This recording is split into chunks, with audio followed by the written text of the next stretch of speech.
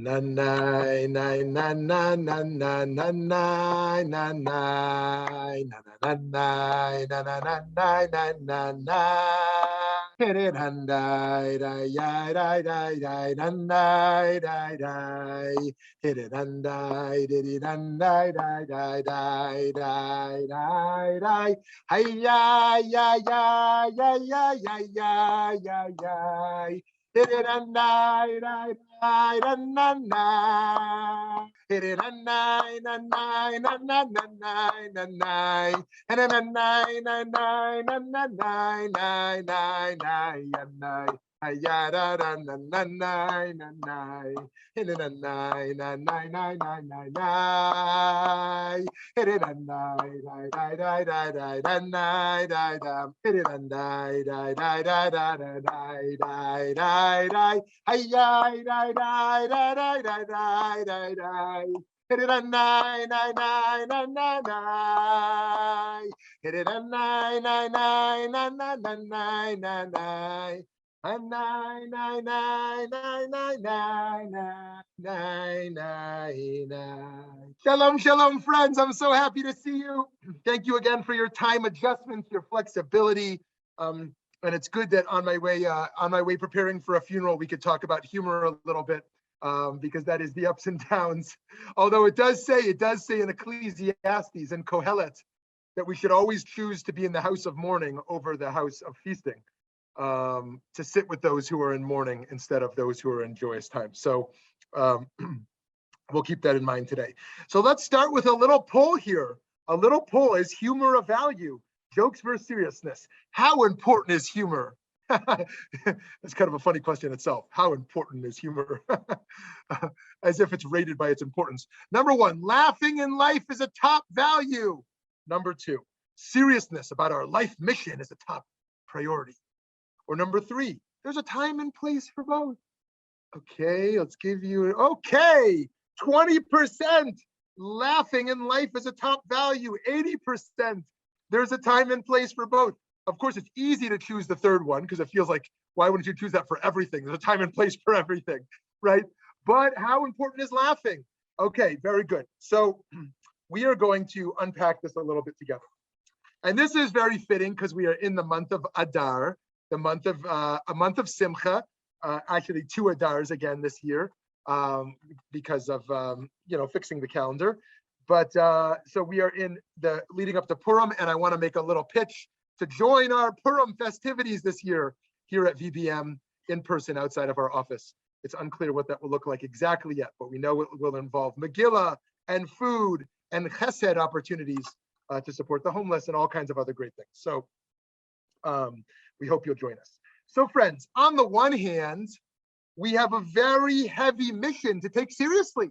I've been thinking about this, having 2 friends who just died over the last 2 weeks, 2 local friends. Who died too young. It's easy to reflect on our frailty and on our mortality and on the seriousness of what we need to achieve in our life. It's very easy to be pulled in that existential direction of focus to achieve our mission. We can't mess around. We got one life. We got to focus. On the other hand, life is to be enjoyed and be enjoyable. And laughing is not only a means to that end, but is also just healthy and normal and makes life worth living. Does our tradition prioritize humor or seriousness? So in the Talmud, the rabbis taught that humor is valuable in Torah study as it warms people's hearts and brings joy into their learning. For example, before starting to lecture or teach, Rabbah, the Talmudic sage, would always tell a joke. The rabbis would laugh. Then he would sit down in a state of awe and would begin the day's lesson. Religious education and humor go nicely together. So why is that? Why do you think Rabbah would do that? Feel free to unmute yourself. Why would Rabbah say, as a religious imperative, I should tell a joke before we study Talmud? Anyone want to take a stab? Feel free to unmute yourself. It releases tension. Okay, good. Everyone might be a little bit nervous, right? Maybe they have awe for this teacher. Maybe they're nervous about being called on or getting it wrong, right? And for some that might seem strange, this idea of but if you remember the strict disciplinary approach to education, right? That you're a little scared in class, you might get the ruler to the hand. Remember the ruler to the hand? You might, or worse, I don't know what they used to do in the olden days. So good. So Lauren says it releases some tension. Anyone else? Why else? I think it's important that while you take your studies seriously, you don't take yourself too seriously. And I think this is a way of stating that. Great. So Michael says this is about humility, that yes, our content in our learning is serious, but I don't take myself so seriously. I remember that it's not all about me.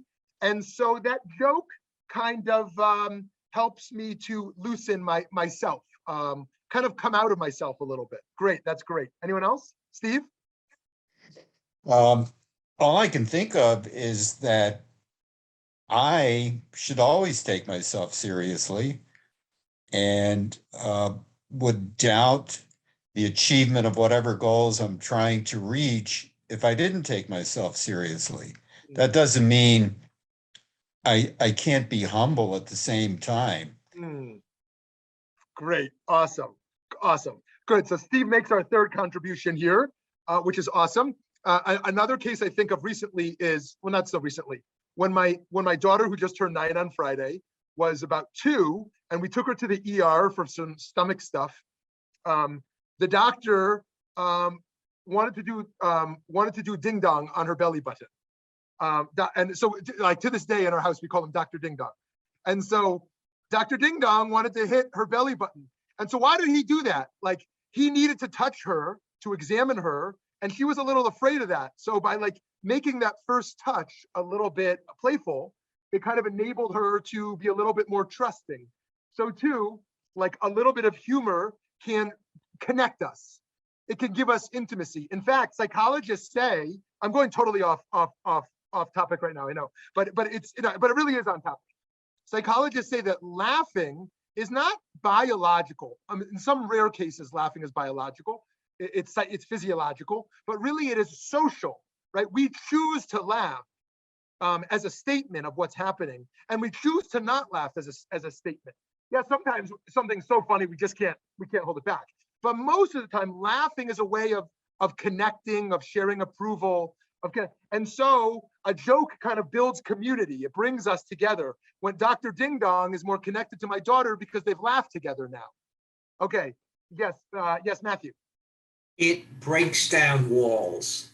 Great. If you think of walking into a lecture hall with 200 students in an amphitheater and the professor down at the bottom, there is a wall there like in theater. How do you break the fourth wall of theater? It's a way to break down and create a better community. And it's the meaning that we're always looking for. Great. Yes, breaking down walls. I think that's really great, and enables us to connect and be in that community together. Julia, did I see you were going to jump in?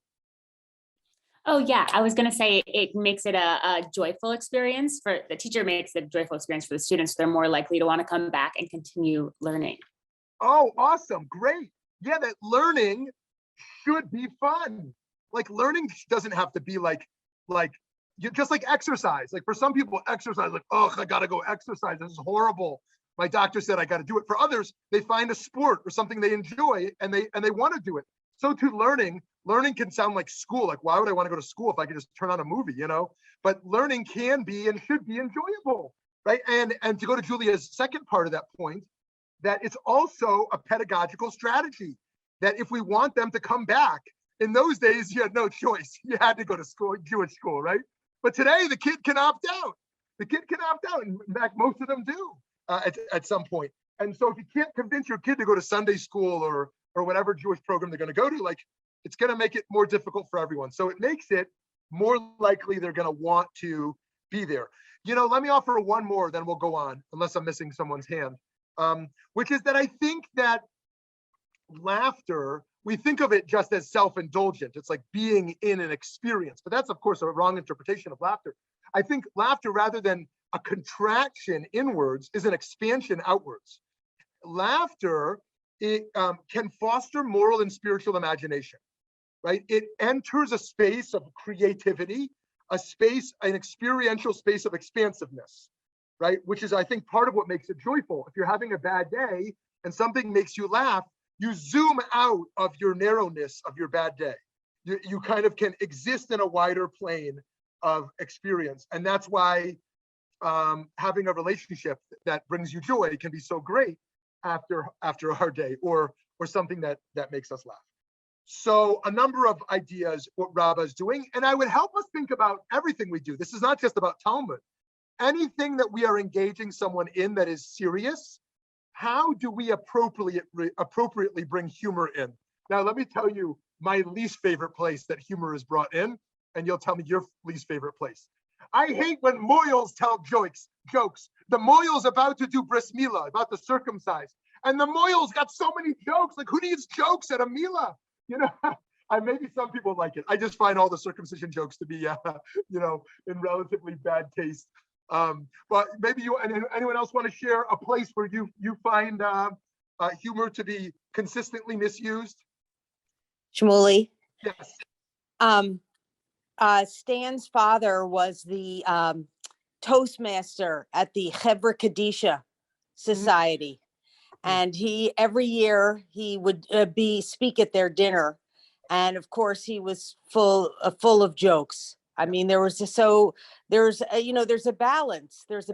And the other thing that also about laughter is that a lot of times at bridal showers, they ask for the guests to give advice to the bride. And for good marriage, and laughter is always one of the top things that you have to laugh. There's a place for laughter in every aspect of life. Great. I'm sure I'd like to hear some moil jokes. So I don't know. Anyway, in the olden days, rabbis actually knew what they were doing. Rabbis were trained to do everything. They were like a sofer who could write a Torah. They were mohalim, who could perform circumcisions. They were shochtim who could shecht an animal. They knew how to do everything. Today, it's a professional trade school, so very few skills rabbis come out with. But yes, but moyals could use in my view, a little joke 101 training. But I know some people don't mind it. Some people mind it. But friends, I have something to offer you today. You didn't know what you were signing up for today. What I have to offer you today is your ticket to heaven. You want your ticket to heaven? I got it for you. Here today. I got your golden ticket to Olam Haba. Okay, here it is. Ready? One Talmudic passage tells us how we have an automatic ticket to heaven. You might have thought you had to work hard and be a good person. You might have thought you had to be charitable and kind and nice to go to heaven. Oh, I got another pathway for you. Ready? Here we go. Ta'anitz, let's go. Let's see it. It says here in the Talmud, these two are destined for the world to come. Rav Brokia went up to him and said, what did you do? How come you get to go to heaven? Are you a mechanic who gave away free car parts? What did you do? They said to him, we are comedians and we go to cheer up those who are depressed. Additionally, whenever we see two people involved in a quarrel, we strive hard to make peace between them. So what do the rabbis say? They say, you want an easy ticket to heaven? Be a comic. Make people laugh, right? I'm not aware of any other Talmudic passage like this. Maybe there's something I've missed. Because normally it's like, you got to do all these mitzvot, you got to do all these good things, you got to be a wonderful person. And of course, we do want to pursue that path. But they offer another pathway. Comedians. People who can make others laugh and help to relieve their suffering through that have an automatic ticket to heaven, right? The second one looks a little harder. Two people involved in a quarrel, if you bring peace between them. So in anyways, friends, here what we learn is making people laugh is a religious enterprise. It is an enterprise of helping another feel connected, breaking down walls, reducing suffering, to relieve some tension within someone on an emotional and physiological level. So it's something to think about. So if that was the case, when we teach our children about matzah, and we teach them about fasting, and we teach them about Israel and the Holocaust, shouldn't we also teach them to be comics? Maybe in our Sunday school, we should have a little joke training session so kids learn how to bring joy to others a little bit. Something to think about. Okay, friends, humor also presents a challenge to the educator, as it can serve as a distraction and lead to frivolity. The rabbis were sensitive to this too. You probably didn't know that Jackie Mason was a pulpit rabbi before rising to fame as a comedian, an Orthodox pulpit rabbi, no less. It was his humor and jokes in his sermons that drew people into shul. And it was at that point that he realized he may have a future in comedy. So that was interesting, that the pulpit rabbi experience taught him that. Usually rabbis, like fathers are the quintessential bad joke makers. I'm sure it's not true of the other men here, but I'm already, my children are already at the age where it's like, oh, come on, dad. Yeah, right. So, but the old joke about dads who don't know how to tell jokes, which is not true of any of you, only of me. And I guess of rabbis who don't tell great jokes also. But Jews study humor. We study humor because it's so interesting, the percentage of American stand-up comedians that are Jews, and the number of joke writers like in Hollywood and comedy shows that were Jews. And of course, that's a complicated history. And so we study this history of Jewish humor to understand where it emerged from. One genre is feeding into anti-Semitic tropes, right? A lot of Jewish humor is feeding into anti-Semitic tropes. I don't know why we do that. I mean, I have some ideas, but I don't know why for sure. Like we make like Jews and money jokes, Jews being stingy, like why would we make these kind of jokes? I mean, there's obviously there's some reasons. The other kind of joke we make is about some people make dark jokes, to kind of make it lighter. I mean, there's Holocaust jokes. I'm not into Holocaust jokes. Maybe some folks who are survivors or second generation maybe are into that in ways I can't relate to. I'm not so engaged. But Jewish humor itself is something we study. Rabbi Tolushkin has a whole book on Jewish humor, as do others, analyzing some of these trends. Anyways, while of course striking the right balance is necessary between serious and humor, and it's a challenge to be sure, one episode in the Talmud shares how one rabbi tried to conquer his delight in humor. It says here in the Darin, on the day that Rabbi laughed, punishment would come upon the world. What? So he said to Bar Kapara, who was a humorist, do not make me laugh, and I will give you 40 measures of wheat. He replied, but let the master see that I may take whatever measure I desire. So he took a large basket, pitched it over, placed it on his head, went to Rabbi, and says to him, fill me the 40 measures of wheat, which I may demand from you. Thereupon Rabbi burst into laughter and said to him, did I not warn you not to jest? He replied, I wish, but to take the wheat which I may justly demand. So it's hard to understand exactly what's going on here. But Rabbi seems to have some understanding of asceticism, that life is not ultimately about pleasure. It's not about pleasure. And joking represents some kind of frivolity, which is a distraction. And Bar Kapara has a very different approach. By the way, who you really should make laugh? People post-surgery. I know you know that, but sometimes post-surgery, you want to, if it's an abdominal area surgery, is what I'm referring to, of course, where we want to relieve tension for people, but actually it causes pain to laugh. But in any case, here we see another tension. We see another tension here about striking the right balance. So societies from pagan times to the present have designated certain occasions or days when the usual societal discipline was relaxed or completely done away with. Think of ancient spring festivals and present-day Mardi Gras in New Orleans or Carnival in Europe. For us, Purim is a time when we may drink wine and the usual discipline is often thrown off. The custom of the Purim spiel, where we tell jokes and put on plays, the whimsical play put on the yeshiva students and community members, is the most prominent example of this practice. By the way, how old do you think this custom is? Only about 500 years old, and it is taken directly from Italy. The Jews were influenced by Carnival, right? It ought to be obvious that Jews are influenced by our surrounding societies, even some of our most cherished ideas are ones that are interwoven with Gentile society's ideas. Few ideas are totally pure in their origin within Judaic origins.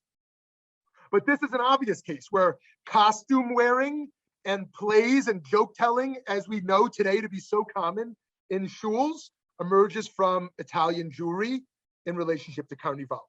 By the way, I once had a really bad Carnival experience where I was in Venice and I didn't know it was Carnival. And so I got off the train, I was like 20 years old, and I said to two friends, I'm going to shul. It's going to be Shabbos, I'm going to shul. And I'll meet you in the afternoon. And so I went to shul and I went to meet in the afternoon, and I didn't know Carnival was coming. And so we said we'd meet in San Marcos Square. And it turns out San Marcos Square was filled of like 20,000 people. And everyone had masks on. And then I went to book a hotel room and there were no hotel rooms left and it was pouring rain. And I remember just sitting crying. I was sitting and crying in Venice as a 20-year-old. I couldn't find my friends. There was no hotel room to stay in. It was pouring rain and I didn't know what to do. And I was walking all mopey with this big backpack on my back. So I'm gonna die. I'm gonna die. Like everyone's on drugs around me. I don't know where to go. I don't know where to sleep. I'm pouring rain. Like I want my parents. I want my parents. And all of a sudden, a rabbi walks over to me. He goes, "You look Jewish." I said, "I do. Nobody's ever told me that. I'm tall and light hair, you know, to feed into those stereotypes." He goes, you look Jewish. Come with me. I said, "Really?" I was wearing a baseball hat. I didn't, And I said, "Okay."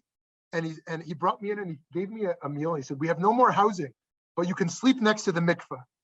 And so I slept in the mikveh that night on a little cold mattress next to the mikveh. And that man changed my life. That man changed my life. He helped me to think about what it means to want to be the kind of rabbi who goes out in the rain and brings people in, whether they look Jewish or not, of course, or whatever religion they are or orientation, right? But he really changed my life, this rabbi in Venice. And anyways, so that was my experience with Carnival. Not a great one, but ended up being great. So friends, the history of the Purim spiel merits a little bit more examination. In the 15th century, Ashkenazi families created humorous plays based on parody rhymes of the Book of Esther. Eventually, these grew into public performances, often a bawdy nature. By the following century, it was customary for Purim spiels to be stage performances in the home, and wealthy families brought in performing companies to stage elaborate productions. By the 18th century, the spiel branched out to include other biblical episodes and grew to include musical instruments and longer narratives. At times, the content was deemed offensive, to the extent, for example, the leaders of the Jewish community in Hamburg banned all Purim spiels in 1728. You might have thought your rabbi was too serious. These were anti-comedy rabbis. They banned the Purim spiel in Hamburg, right? Hamburg. It doesn't ring like a city that is full of joy. I mean, I'm sure Hamburg is great. But in 1728, the rabbis banned the spiel. This wasn't like banning Spinoza. This was like banning happiness. Today, the Purim spiel varies from community to community. It tends to be lighthearted, festive, and replete with silly costumes and play acting. Fortunately, the humor that is on display in Purim spiels and other religious contexts is not only therapeutic, but it can help us to learn as well. In many yeshivot and midrashot, the Purim spiel includes satirizing faculty members. Think about this. There's a notion of kavod harav, of honoring one's teacher, and yet on the Purim spiel, you mock the teacher. You mock the teacher, which when done in good taste, can serve as a catalyst for students and faculty developing a stronger relationship. And I remember finding it so awkward doing this and feeling the rabbi in some way didn't like it, in some way was laughing, doing this when I lived in Israel, but it really being a very interesting cultural experience. On the other hand, Rabbi Avadia Yosef of blessed memory expresses his concerns on this subject in a responso. He always looked serious. By that point in this picture, he's already blind, even though he had the Talmud memorized and continued to quote the Talmud back and forth even while he was blind. He was the biggest Eloi of his generation, the Talmudic master of his generation, Sephardic rabbi emerging out of Egypt. And he says here, he writes here, I have seen in writing that the Gaon Rabbi Shimon Sofer died from the anguish he suffered in the wake of the insults hurled at him by the Rav on Purim. May the good Lord atone for this. God forbid then that this custom should continue, and especially not in the holy yeshivot, which must serve as an example of love, honor, and awe of Torah. It is a mitzvah to forcefully object and absolutely abolish this evil custom, the word minhag being a transmutation of the word Gehenna, right? Okay, so very interesting, strong approach against this. We might think of humor of self-deprecation and its value, but what about humor where you are mocking another, even when that's kind of the enterprise you're engaging upon together? How can that bring shame to another? So friends, of course, leitzanut, frivolity, mockery, lashon hara, hurtful speech, and insensitivity are not the goals in our humor, nor are they acceptable outcomes of humor in religious life or in education. I recall Purim spiels that went overboard in roasting educators at a certain yeshiva I studied at. Clearly, some of those rabbis felt hurt by what students considered to be holiday jokes. Some who witnessed this banned Purim spiels. Studies over the past 15 years, however, have yielded interesting data on the positive role of humor in learning from the APA here. Number one, students in a statistics course retained more knowledge when the lectures included humorous material that related to the course material. Number two, students were more likely to log into an introductory psychology course when they had a professor who made self-deprecating jokes and included cartoons and other topical material in the lectures. So that goes to Julia's point, more likely to attend. Number three, a 1999 study demonstrated that students perceived instructors who injected humor into the classroom as being more intelligent and concerned with students than instructors who did not. So that piece of data gives us two interesting insights. Number one, that we actually view people who can tell jokes well to be more intelligent. We might think that that might be counterintuitive for some. We might think that joke telling is kind of a low form of intelligence, but statistically, we see that it's empirically, that's not the case. Actually, we view people to be more intelligent if they're capable of humor. And then the second bit there is that joke telling is deemed to be some degree of a capacity of empathy, that I care enough about you that I am bringing my A game, I'm bringing my humor, I'm bringing something to you. It's almost a gift. I'm giving you the gift of laughter. Lastly, laughter, which reduces stress hormones such as cortisol, can even be used to lighten the atmosphere in a classroom during a test and can improve students' performances on those tests. By reducing stress, students are able to focus and perform better. Very interesting. Very interesting thing. By the way, I once heard a rabbi say, and you'll tell me if you think this is true or not, that you can give the same sermon a month later because people will have forgotten it. But a story, you need to wait a year to tell the story again. And a joke, you need to wait many years. that a moral teaching or a religious lesson will be forgotten quickly in its content. A story less so, and a joke the least so.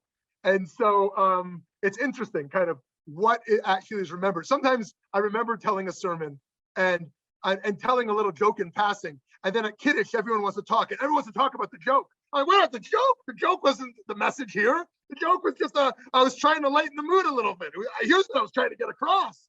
Fire and brimstone about what we can do in the world. So it's interesting. Also how memory works and what memory can retain. Anyways, friends, this is going to be a short presentation. I'm just towards the conclusion here because I want to talk. While concerned educators will rightly point out that humor should not take over in a class setting because students will consider everything to be a joke and there will be little learning, these studies show that humor is nevertheless helpful in many situations. Many jokes enter a gray area, however. While the joke may appear innocent and playful, it can leave a lasting scar on another. We must be so careful with our behavior and words and tremble with yirat shamayim, awe of heaven. Yet at the same time, we should strive to be humble and not take ourselves so seriously that we cannot laugh and play a little bit.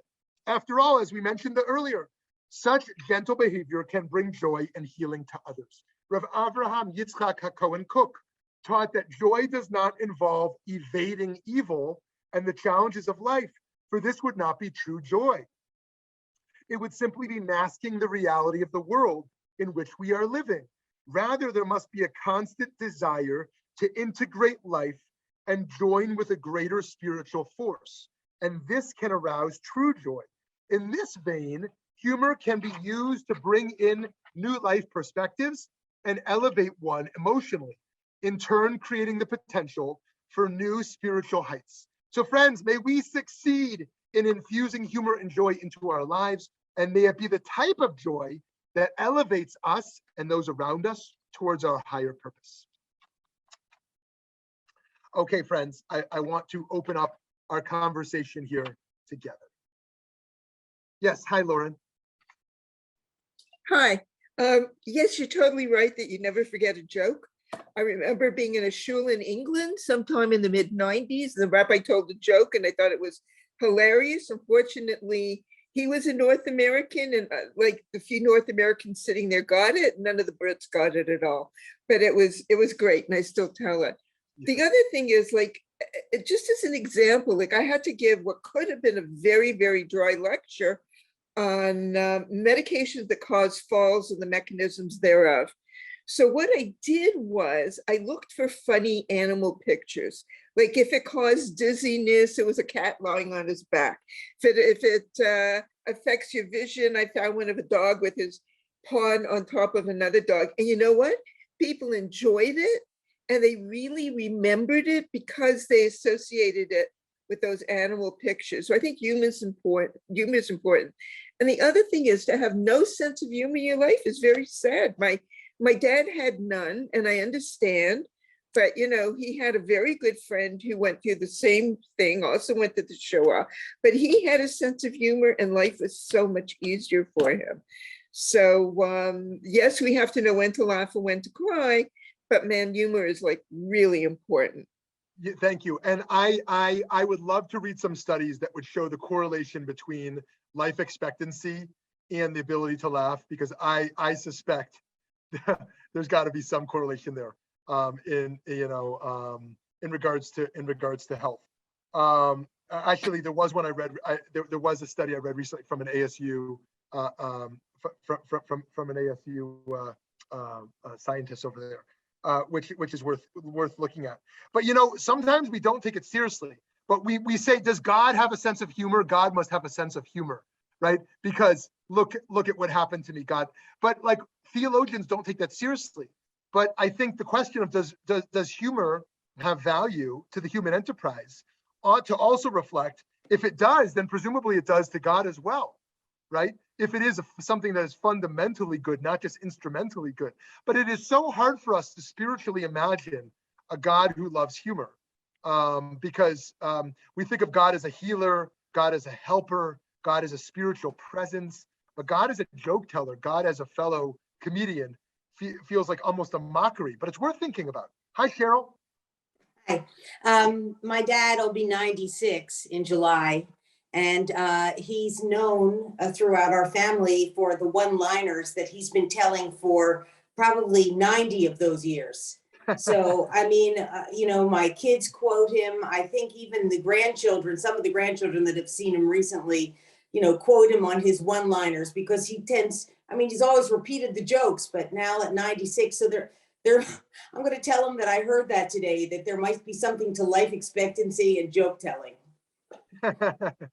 You know, it's also when you're, no, I'm not proposing your father does this, but it is easier when you're in your elder years to get away with offensive jokes. Because everyone's like, oh, it's generational, you know, it's it's generational, you know, they can say that. So I don't know if this is the case in your, you know. Well, they haven't changed in all these years. So oh, yeah. Right. You know, and so, but humor is, I mean, we rarely, there's a good reason we rarely see politicians make jokes, you know. because jokes are really a landmine. They're really a landmine if you're in a position of authority. And I'll share in a way that was sad, in some ways sad, but in some ways inspiring to me. One of my most influential teachers, Rabbi Avi Weiss, told me that he removed jokes from his teaching. The only jokes he will use are self-deprecating, because he once told a joke about a congregant from the bima, at the pulpit, that he thought was very lighthearted, that the community would like, and that it was fine for him. And the guy was so scarred by it, by like the community laughing, what he felt was laughing at him in a way that was most certainly not intended, that he said, I'll never do it. So he only tells self-deprecating jokes. And so it's worth thinking about, like, how our jokes change as we get older, and what our jokes are about, and why they're funny. But anyway, Cheryl, thank you for that. And hopefully I'll get to hear some of his one-liners one day. And thank you for that. Man plans, God laughs. Yeah, I think that's a great example of a quote that we use that we don't take seriously. I think we sort of think it's a funny thing to say, like man, or like man plans, God laughs. Like it's an insight that, like, what do we know? Like, we can't plan our lives. God knows the big picture, but we don't think God is actually laughing. But what if God is laughing? What if God is laughing? Yeah. Steve, were you going to jump in there? Only with laughter and applause. That was a great line. But I could say, and this might not be related, and I don't mean to be a thorn in anybody's side. I can't stand self-deprecating humor. Oh. You can be funny and say really clever, nice, uplifting things, but self-deprecating is so dismissive of. I want someone to be serious about themselves, and I know I'm coming across too seriously with serious today, but I loved Muhammad Ali because he was funny and he was artistic and he was a great fighter. But there were other fighters that I didn't like because they were arrogant beasts. Muhammad Ali was to me a blessing to the world. And recently, and this is something most people probably have missed, Terry Bradshaw, the former quarterback for the Pittsburgh Steelers, always came across to me as a self-deprecating fool. And then there's an HBO documentary on him now, and we learn why, that he has had lifelong deep depression and he's had ADHD, and he explained it all in the documentary. And it makes me feel so much more receptive to him, his honesty, as opposed to trying to be the best fool on the pre-game shows. So that's great, Steve. That's a great reminder that, or a great challenge to the idea of self-deprecating humor being the highest level of humor. That actually there's a counter argument to that, and I think you make a great point in regards to what it can do to one's self-esteem, the kind of culture it creates. And your Muhammad Ali example is great too, about how someone doesn't take themselves so seriously, and they're willing to offer that. So Steve, yeah, very, very insightful. Thank you. Who else wants to jump in here? What's an example of how humor has shaped your life, or someone who you think did it really well? Steve just shared one, in a way that was expansive for you or refining for you. I think that it's important as a child to hear your parents laugh. That it is, the world is scary.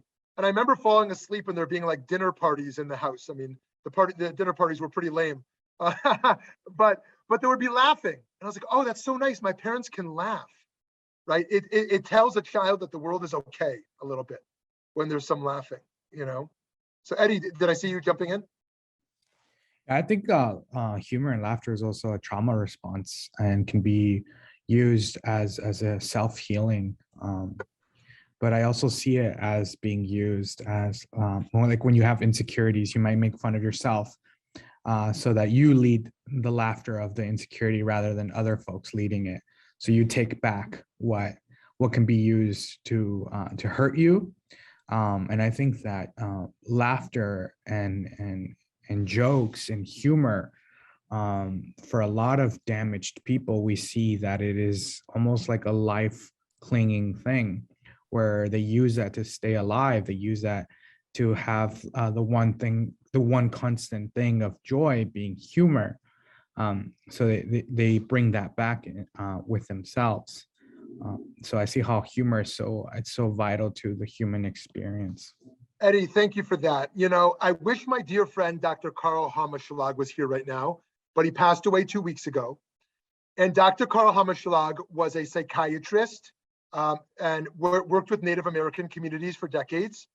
And he also dressed as a clown and traveled to war regions and to poor villages that had just experienced trauma. And he traveled with someone more famous, Patch Adams. Karl Hammerschlag and Patch Adams traveled together. I'm sure you've seen Robin Williams' movie about Patch Adams. If not, it's worth checking out. And they specifically, in a way that would be hard for some to understand, but they very much understood what they were doing, wore clown outfits when they would go to these trauma-laden communities in order to engage the children and the adults, and found that their ability to bring laughter, bring comedy was actually a crucial part of the healing in regards to this trauma. So I don't know if anyone has insights on that or Eddie's point also, but Eddie, I appreciate you moving us in that direction. I think humor could be neutral, is a tool, and how you use it. You could use it for negative reasons. You can use it for positive reasons. You can let it bubble up. So I think, like anything else, when we're dealing with other people, we need to be sensitive to how we're using it and how reaction, like we do any other skill in human relations. Yeah, great. And we don't always want to just demystify humor, but we can ask ourselves, like, what truths are we trying to convey through our jokes? Like, why do you think, for example, we tell jokes about 2 Jews, 3 opinions, right? There's so many jokes about Jews and argumentation. Why do you think we tell those? Are they true? Are we trying to convey a value? Anyone?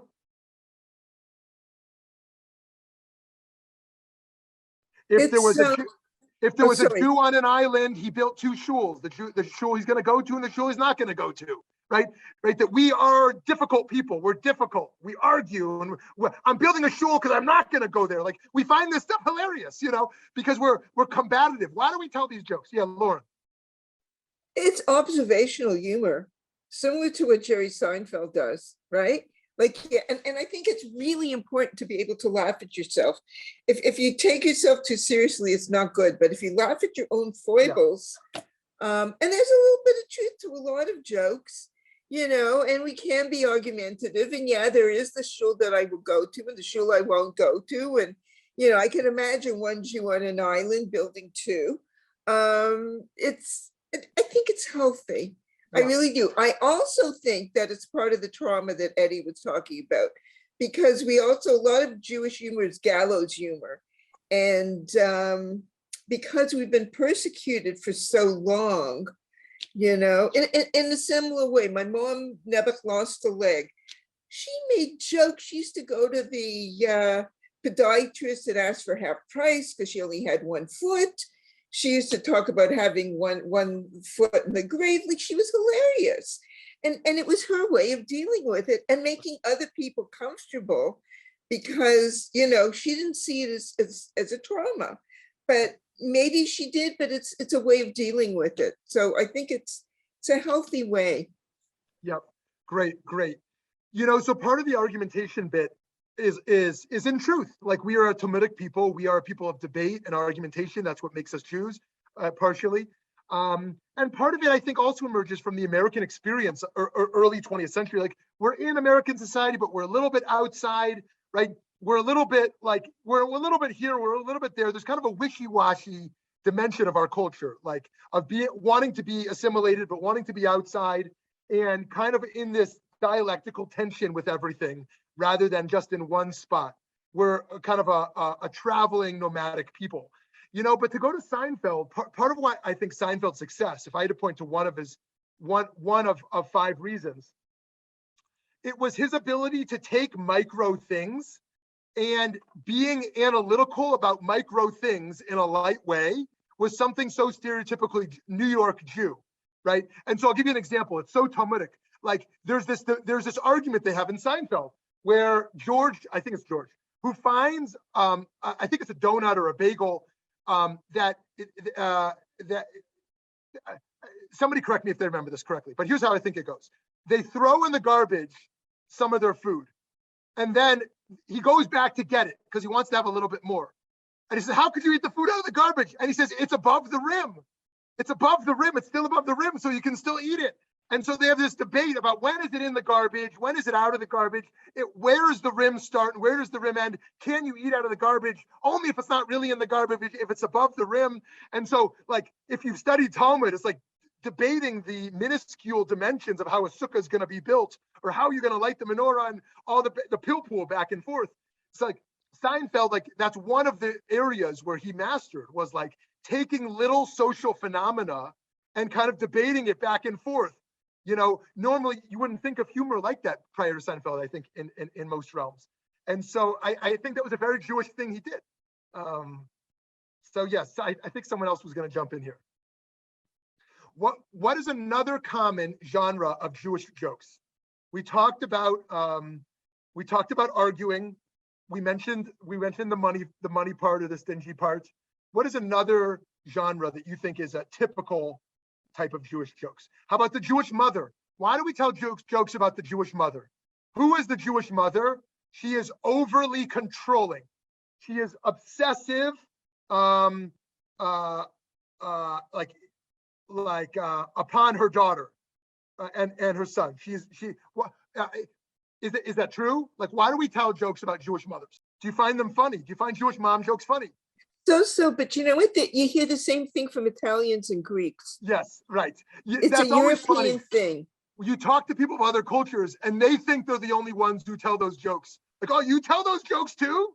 Oh, I see Pam just joined. I was thinking of you, Pam. Pam, are there Indian mother jokes? My mother better never see this recording. But yes, it's very similar. I definitely make plenty of jokes with my friends, and it comes across as, that happens in our culture too. So there's a hashtag I love to use when I'm posting things online about my mother, but it's Indian moms be like, and certainly every other Indian friend will be like, oh yes, I totally understand that, the need to get married at a certain time, or what's going on with your life, the helicopter parent a little. I love her and we're very, very close, but like I used to live across country and she would text me at 10 a.m. on a work day to say, hey, have you scheduled your doctor appointment?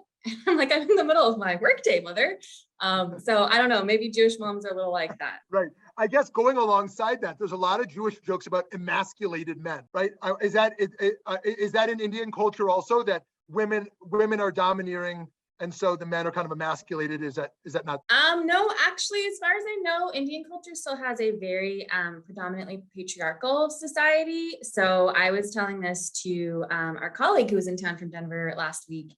And the idea that I was in New Zealand, we have family there, and we had like 4 events back to back of weddings and people who were tired and needing to go home. And my cousin's wife didn't speak up about like, hey, is it time to pack it up and go? And I was like, do you need me to go say something? Because, it's lovely that all the men are drinking, but, it's time to move on. And she goes, Pam, that is not how we do things. And so I think every generation is changing, but I know that in the Jewish culture, women are very revered and they're the predominant one. But I think in Indian cultures, until about my generation, the women are still under the men's rule a little bit. Anyone else want to jump in here? Okay, friends, it has been a delight to be with you today. Next week, we are at number 39, hierarchy versus populism. Korach versus Moshe. You ready to move from humor to populace? And then number 40, no state, one state, or two states. We're going to close on some of the contemporary Israeli-Palestinian conflict debates that emerged today. And then as a reminder, we will take a 2-week break, and then we will move into 40 pearls of wisdom, 40 dimensions of kindness that emerged from Jewish wisdom, which I hope we can study together, continue. Have a great rest of your day, wishing many blessings and lots of laughter.